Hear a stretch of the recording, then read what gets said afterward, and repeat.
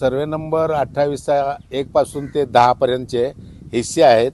जवळजवळ 12 ते 15 एकर जमीन आहे, शासनाची आहे, महाराष्ट्र शासनाला लागलेला आहे. या शासनाच्या जमिनीमध्ये मोठ्या प्रमाणात भूमाफिया घुसलेले आहेत आणि ती सर्व जमीन गिळंकृत करण्याचा प्रयत्न या मंडळींनी चालवलेला आहे.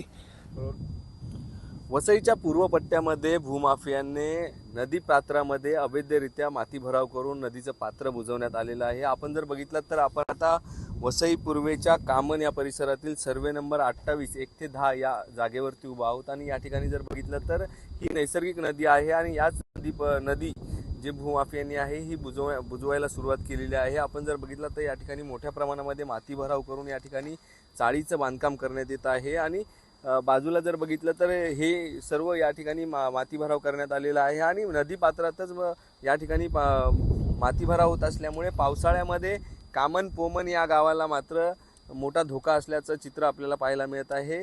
सध्या जे आहे या ठिकाणी अवैधरित्या माती भराव करून शेकडो एकरमध्ये जवळपास हा माती भराव करण्यात आलेला आहे आणि मोठे मोठे इंडस्ट्रीजचे गाले असतील, त्याचबरोबर चाळीचं बांधकाम असेल या ठिकाणी करण्यात येत आहेत. आपल्या सोबत स्थानिक गावकरी आहेत, त्यांच्याशी बोलूया आपण. सर, नाव काय आपलं? प्रभाकर दामोदर म्हात्रे, सभापती, माजी सभापती, बांधकाम आरोग्य, जिल्हा परिषद ठाणे.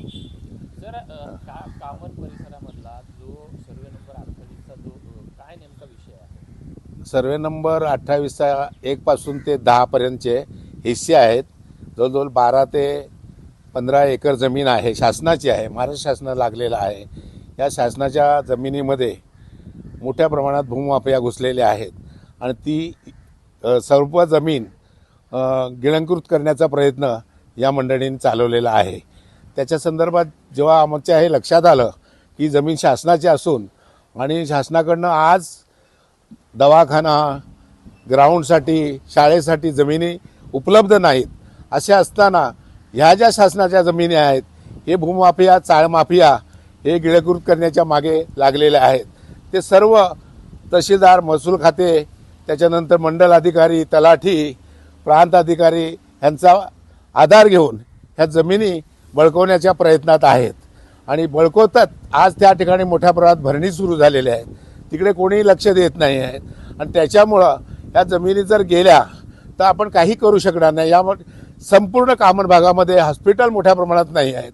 एखादा हॉस्पिटल त्या ठिकाणी उभं राहू शकते.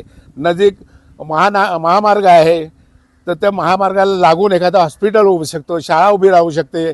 ग्राउंड नाही या भागामध्ये, तो ग्राउंड उभा राहू शकतो. तर ही जागा शासनाने ताब्यात घेऊन या ठिकाणी या सुविधा उपलब्ध करून द्याव्यात. ताबडतोब जर लक्ष नाही घातलं तर ही संपूर्ण जमीन जाण्याच्या मार्गावर आहे. म्हणून माझी रिक्वेस्ट आहे की ही जमीन शासनाने ताब्यात घेऊन आणि त्या ठिकाणी समाजोपयोगी ज्या काही संस्था आहेत त्यांना ती देण्यात यावी, त्यांना मदत करावी अशी माझी इच्छा आहे. दादा, काय सांगणार, काय परिस्थिती आहे इकडे? ही कमीत कमी महसूलची जागा 13 ते 14 एकर जागा आहे.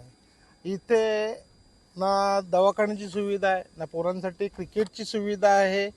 बऱ्याच अशा गोष्टी शासकीय आहेत का जे आहे नाही. आणि इथे भूमाफियाची लोक आहेत ह्या जागेवर भूमाफियाची लोक आहेत. ते 10/20 आणि नदीचं पात्र बुंजून ते 10/20चे गाले बांधून पूर्ण जागा हडपण्याचं काम त्यांचं चालू आहे. तरी प्रशासनाने जे करून म्हणजे नगरपालिकेने, तहसील ऑफिसने, प्रांत ऑफिसने ह्यांनी यांच्याकडे लक्ष देऊन जेणेकरून आम्हाला आमच्या गाववाल्यांसाठी ही जागा राखीव ठेवून जे काही क्रिकेटचं ग्राउंड असू दे, शाळा असू दे किंवा काही असू दे, त्या जागेसाठी राखीव ठेवून, नाहीतर भविष्यात हे नदीचे पात्र बुंजून आम्हाला कामण, मोरी सर्व अशा गावांसाठी पूर्ण धोका होऊ शकतो ह्या जागेमुळे. त्याच्यामुळे प्रशासनाने ह्याच्याकडे लक्ष देऊन त्वरित ही कामं बंद करावी असं मला तरी वाटते आणि शासनाने ती जागा पूर्ण ताब्यात घेण्यात यावी, पूर्ण हे कंपाऊंड टाकून, आणि त्याचं काहीतरी चांगलं नियोजन करून गाववाल्यांसाठी देण्यात यावं. त्याने दुसरं काहीच आपलं म्हणणं नाही. हे भूमाफिया बाहेरचे येतील, करून जातील, नंतर आम्हाला गाववाल्यांना त्रास होईल. याचा अधिकारी वर्ग पण निघून जाईल. पण आम्हाला इथे राहायचं आहे, ग्रामीण लोकांना राहायचं आहे. त्यांच्या सोयीसुविधासाठी प्रशासनाने ह्या जागेवर लक्ष दिलं पाहिजे. दुसरं माझं काय म्हणणं नाही आहे. आणि हे भूमाफियानं त्वरित हे कामं जे आहेत ती बंद करावी आणि ताब्यात जागा घ्यावी शासनाने. तुम्ही काय सांगाल, किती नदीचं पात्र या ठिकाणी बुजवण्यात आलेलं आहे आणि आता पावसाळ्यामध्ये काय फटका बसू? नदी 100 ते 150 फूट होती. आता ती नदी नसून तिथं नालं झालेलं आहे. हे भराव करून नंतर चाल बांधून हे सर्व त्रास झालेला आहे आणि गाववाल्यांना याचा खूप मोठा धोका होणार आहे. पाणी जाणार कुठे भविष्यात? आणि कामन गावासाठी आता ना हॉस्पिटल आहे, ना शाळा आहे, ना खेळण्यासाठी ग्राउंड आहे. जरी 13-14 एकर जर त्याच्या शासनाने जर ही जागा काबीज करून भूमाफियांना बंद करून इधर सर्व एकत्र करून नियोजन केलं तर आमच्या गावाचा खूप चांगला फायदा होईल आणि गाववाल्यांचा फायदा होईल. तर तो पावसाळ्यामध्ये काय परिणाम होऊ शकतो? पावसाळ्यामध्ये इथे सर्व तहसीलदार किंवा कलेक्टर पण गेलेले आम्हाला आले होते. त्यांनी डोळ्यांनी बघितले आहे इथे किती 10-10 फूट पाणी साचतो. या चाली बांधतात, या चालीमध्येच 10-10, 15-15 फूट पाणी साचतो. तर त्यांनी याचं काहीतरी नियोजन करावं आणि हे चाल माफियांना त्वरित बंद करावं.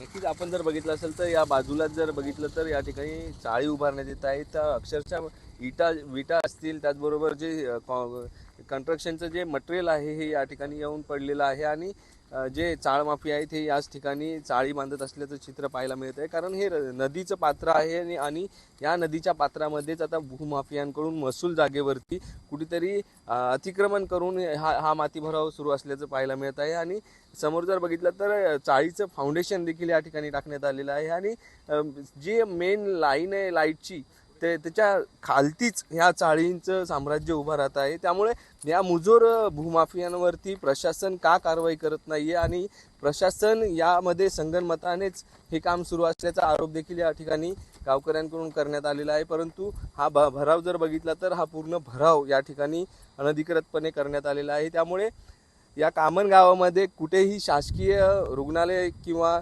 शाळा किंवा खेळाचे मैदान नाही आहेत आणि महसूल प्रशासनाची ही जागा राखीव असताना देखील मात्र शासनाच्या सोयी सुविधांपासून एक वंचित राहावं लागत आहे. त्यामुळे नदीचं पात्र बुजवून जर या ठिकाणी भूमाफिया हौदोस घालत असतील तर यावरती कारवाई करावी अशी मागणी देखील आता या सर्व ग्रामस्थांकडून व्यक्त केल्या जात आहे. संदीप गायकवाड, APS मराठी, वसई, कामन.